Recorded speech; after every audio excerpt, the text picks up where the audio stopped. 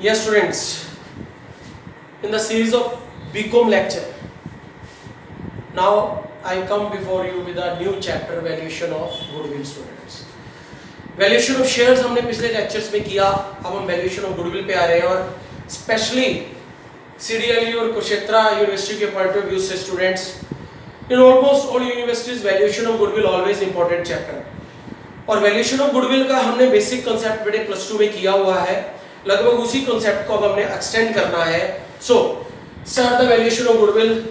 Goodwill की valuation basically what is the meaning of valuation of goodwill. बेटे जब एक बिजनेसमैन बिजनेस को सेल या परचेज कर रहे हैं ना, तो उसको सिर्फ एसेट्स जो उसकी टेंजिबल एसेट्स है उसकी वैल्यू ही नहीं पता करनी, उसको अपनी इंटेंजिबल एसेट्स की वैल्यू भी पता करनी है.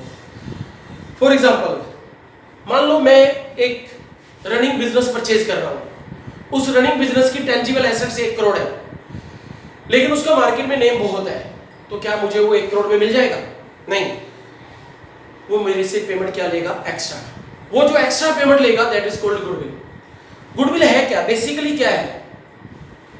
गुडविल की मेनली वैल्यूएशन तब होती है जब हम बिजनेस को सेल या परचेज कर रहे हैं. आप ये हमेशा अज्यूम करो कि आप बिजनेस को परचेज कर रहे हो. जब आप बिजनेस को परचेज कर रहे हो तो आप एक्चुअल में बिजनेस नहीं परचेज कर रहे हैं, आप सामने वाले के प्रॉफिट्स परचेज कर रहे हो. जो वो प्रॉफिट अर्न कर रहा था अब वो आप अर्न करोगे. उन प्रॉफिट्स की अर्निंग के बदले में आप उसको जो पेमेंट दोगे, अब उसके जो प्रॉफिट आपके हो जाएंगे उसके बदले में जो आप पेमेंट दोगे दैट इज गुडविल. क्यों कह रहा हूं ऐसा? मान लो उसकी प्रॉपर्टी 1 करोड़ की है, क्या वैसी प्रॉपर्टी आप नहीं बना सकते? फर्नीचर भी ला सकते हो, बिल्डिंग भी बना सकते हो. मान लो रेडीमेड गारमेंट का बिजनेसमैन, आप रेडीमेड गारमेंट भी ला सकते हो, सारा कुछ ला सकते हो, लेकिन आप उसी का बिजनेस क्यों खरीद रहे हो? क्योंकि उसकी मार्केट में रेपो है, वो हैंडसम प्रॉफिट अर्न कर रहे हैं. अब वो हैंडसम प्रॉफिट्स किसके हो जाएंगे? आपके हो जाएंगे. तो आपको उन हैंडसम प्रॉफिट्स को अर्न करने के लिए, फ्यूचर में अर्न करने के लिए आज उसके प्रॉफिट्स को खरीदना पड़ेगा. उसके प्रॉफिट्स को खरीदने के लिए जो आप पेमेंट करेंगे दैट इज कॉल्ड गुडविल, और वो 1 करोड़ से ऊपर की अमाउंट जो आप पे करेंगे गुडविल, और वो सामने वाला बिजनेसमैन जो बिजनेस को सेल कर रहे हैं उसके प्रॉफिट्स पर डिपेंड करेगी गुडविल की कितनी value. Higher profit higher value of goodwill, lower profit तो lower value of goodwill. So इस गुडविल को वैल्यूएशन करने के लिए हम लोग ऑलवेज किसकी हेल्प लेंगे? प्रॉफिट्स की हेल्प लेंगे. और प्रॉफिट के ऊपर बेस्ड 5 मेथड है वैल्यूएशन ऑफ गुडविल के. Average profit, super profit, capitalization. Capitalization के आगे 2 पार्ट है, annuity method, purchase consideration method. Average profit method में 2 पार्ट है, सिंपल एवरेज प्रॉफिट मेथड और वेटेड एवरेज प्रॉफिट मेथड. अगर आपका प्रॉफिट इंक्रीजिंग ट्रेंड शो कर रहा है तो आपको वेटेड एवरेज प्रॉफिट मेथड लगाना होगा students. Weighted average profit method ही मेन मेथड है. So I am going to start average profit method students. How do we calculate the goodwill? Average profit into number of year purchase. What is average profit? Profit of n years. n means जितने भी year है, 4 या 5 divided by n. 4 साल का profit है तो चारों साल के प्रॉफिट को प्लस करके 4 से डिवाइड. 5 साल का प्रॉफिट है, 5 साल के प्रॉफिट को प्लस करके 5 से डिवाइड कर देंगे, एवरेज प्रॉफिट आ जाएगा. एवरेज प्रॉफिट का मतलब क्या है? जो सामने वाला बिजनेसमैन जिसके बिजनेस को मैं खरीद रहा हूं वो एवरी ईयर इतना प्रॉफिट अर्न कर रहा है, मीन निकल आई. इट मींस वो जो प्रॉफिट अब एवरी ईयर अर्न कर रहा था अब वो नहीं अर्न करेगा, मैं अर्न करूंगा. तो इसी प्रॉफिट को खरीदने के लिए मुझे उसको गुडविल की पेमेंट देनी है. तो इस एवरेज प्रॉफिट को नंबर ऑफ ईयर परचेज से मल्टीप्लाई कर दूंगा. ये नंबर ऑफ ईयर परचेज क्या है? अब ये जो एवरेज प्रॉफिट है मुझे as it is without making any efforts कितने ईयर्स तक होते रहेंगे. इट मींस मान लो मैं सामने वाले का जो बिजनेस खरीद रहा हूं तो मुझे उसी की एफर्ट्स के कारण 2 या 3 साल तक विदाउट डूइंग एक्स्ट्रा एफर्ट्स मुझे प्रॉफिट अर्न होते रहेंगे. मान लो आप एक रनिंग एकेडमी खरीद रहे हो. रनिंग एकेडमी पे जो प्रॉफिट पुराना ओनर अर्न कर रहा था वो सेम प्रॉफिट आपको कितने ईयर तक अर्न होते रहेंगे? 1 ईयर तक। क्यों? क्योंकि एक बार बच्चा पुराने नेम से आएगा, पुराने टीचर के नेम से आएगा, फिर जब उसको पता लगेगा तो या कुछ बच्चे छोड़ जाएंगे या कुछ नए आ जाएंगे, तो फिर तो नए ओनर की एफर्ट स्टार्ट हो जाएंगी। पुराने ओनर की एफर्ट्स का बेनिफिट उसको कितने ईयर मिलेगा? 1 ईयर।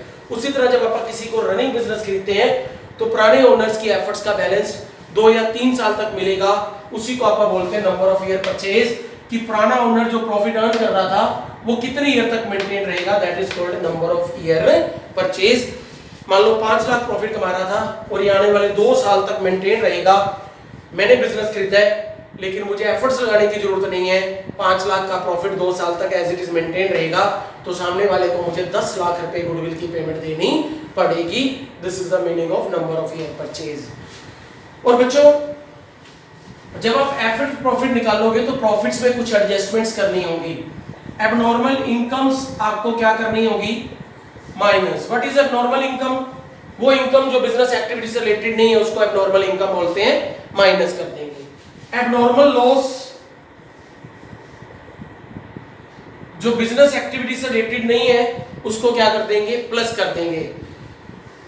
एबनॉर्मल इनकम को नॉन रेकरिंग इनकम भी बोलते हैं, नॉन रेकरिंग, और इसको नॉन रेकरिंग लॉसेस भी बोलते हैं। इनको पर्टिकुलर ईयर के प्रॉफिट में से क्या कर देंगे? माइनस कर देंगे। क्यों कर देंगे?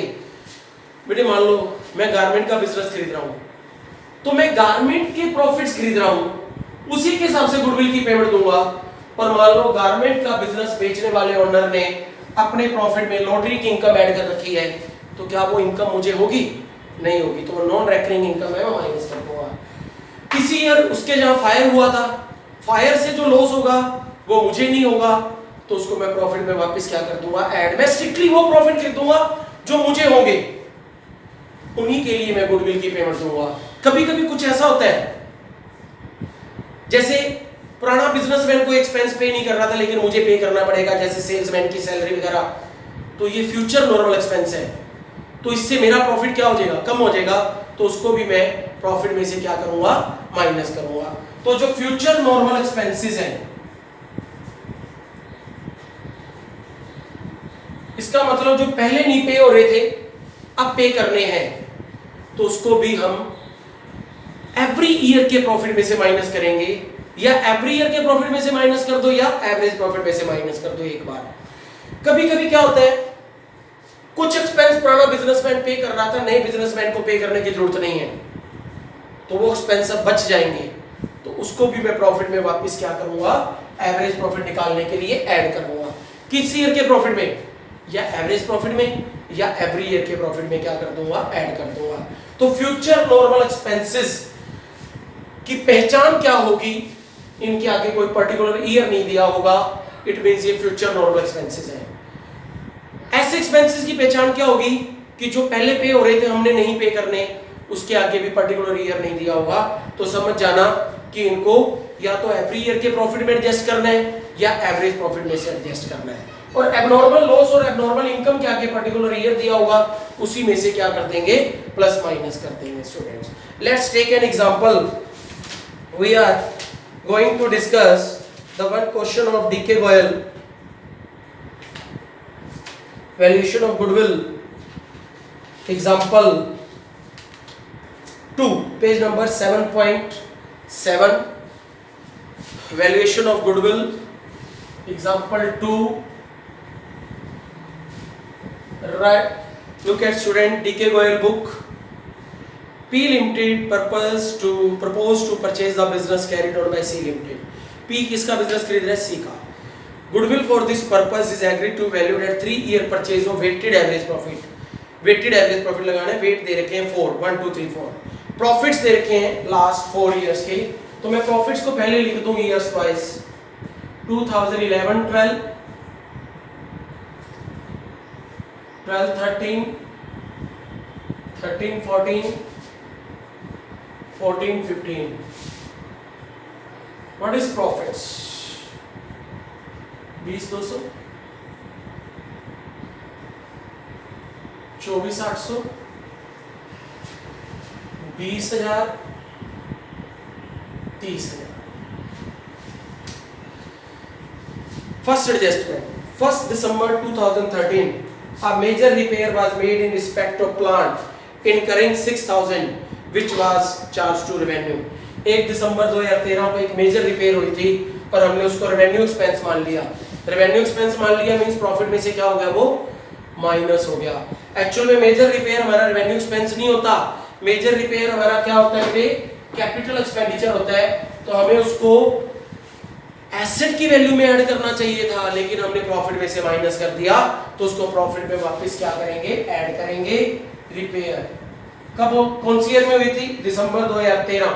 इस ईयर में आएगी क्योंकि ये ईयर तो 31 मार्च 2013 को क्लोज हो गया. तो ये मेजर रिपेयर में 6000 यहाँ पे क्या कर दूंगा, प्लस कर दूंगा. The said sum is agreed to be capitalized for goodwill calculation subject to adjustment of 10% depreciation or reducing balance method.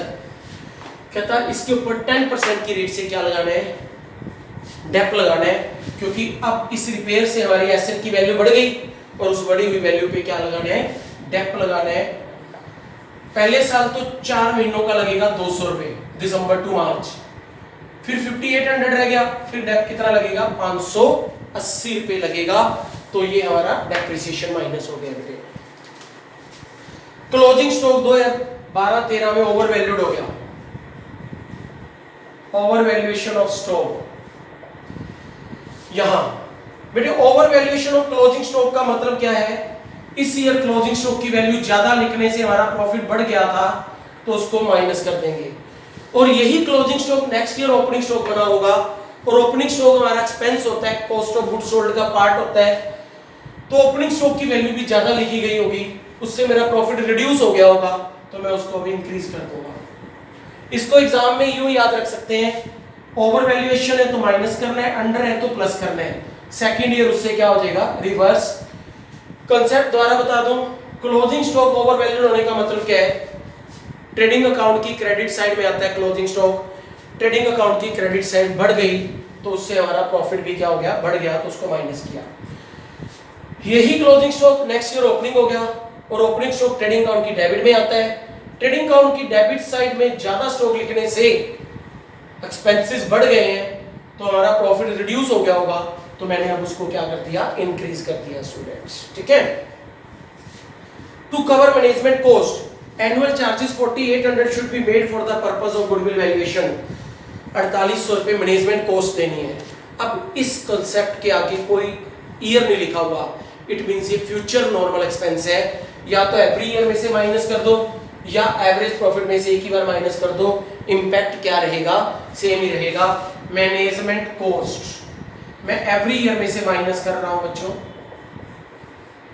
मैं एवरी ईयर में से इसको क्या कर रहा हूं, माइनस कर रहा हूं. स्टूडेंट्स इसकी पहचान ही यही है कि इसके आगे कोई पर्टिकुलर ईयर नहीं देगा एग्जामिनर, तो माइनस कर दिया. अगर उल्टा बोल देता, पहले मैनेजमेंट कॉस्ट दी जा रही थी लेकिन अब पे नहीं करनी, तो उसके आगे भी कोई ईयर नहीं है, तो एवरी ईयर में इसको क्या कर देंगे, प्लस कर देंगे.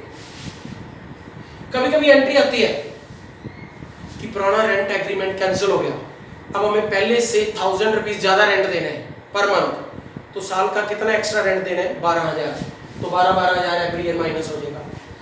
कभी कभी एंट्री आती है कि पहले से रेंट कम देना है, कम देना है तो प्लस हो जाएगा. कभी कभी एंट्री आती है कि पुराने बिजनेसमैन ने सेल्समैन रखा था, अब नया नहीं रखेगा क्योंकि वो बिजनेस को खुद चला सकता है प्रॉपरली, तो सेल्समैन की सैलरी अब हमें बच जाएगी, तो उसको प्रॉफिट में वापस क्या करेंगे, ऐड करेंगे. तो देखना पड़ेगा कि किस चीज से प्रॉफिट बढ़ रहा है, किससे घट रहा है, ताकि एक्यूरेट प्रॉफिट पता लग सके. अब ये वैल्यूज मैं निकाल लेता हूं, 15,400, 17,600, 23,400, 24,600, 20. अब मैं इनको वेट लगा दूंगा, प्रॉफिट भी इंक्रीजिंग ऑर्डर में है तो वेट लगाना बनता है. प्रोडक्ट मल्टीप्लाई कर रहा हूं जी मैं इसको, अब इसको और इसको मल्टीप्लाई हो गया, total. Now weighted average profit, अब मैं वेट के टोटल से डिवाइड करूंगा. अगर वेटेड एवरेज प्रॉफिट मेथड ना होता तो जितने ईयर है उससे डिवाइड कर देता हूं. और अगर मैनेजमेंट कॉस्ट आप यहां माइनस ना करते तो एक ही बार 4800 यहां माइनस कर देते हैं। गुडविल कितने ईयर परचेज है? 3 इयर्स। इसका मतलब ये बना कि अगर पी ने बिजनेस खरीदा ना, एस का, सी का सॉरी, पी अगर कोई मेहनत ना करे, कोई एक्स्ट्रा एफर्ट्स ना लगाए, तो सी की गुडविल से उसको एवरी ईयर इतना प्रॉफिट मिलता रहेगा और 3 साल तक मिलता रहेगा। तो सी कहता है भैया मैं इतनी पेमेंट गुडविल की लूंगा क्योंकि ये आप मेरी एफर्ट्स का रिजल्ट है जो आप प्रॉफिट अर्न करोगे। सो ये था weighted average profit method students. तो ये हमारा एवरेज प्रॉफिट मेथड कंप्लीट हो जाता है। You can solve question first 3 questions as per D K Goyal book with average profit method. In next lecture students we will discuss super profit method. So students stay connected with my channel और time to time मैं आपको अपने channel पर कुछ motivational videos भी डालूंगा, आप लोगों के लिए कैरियर पॉइंट ऑफ व्यू से भी वीडियोस डालूंगा। तो आप लोग कनेक्ट रहिए मेरे चैनल से student. That's all for today.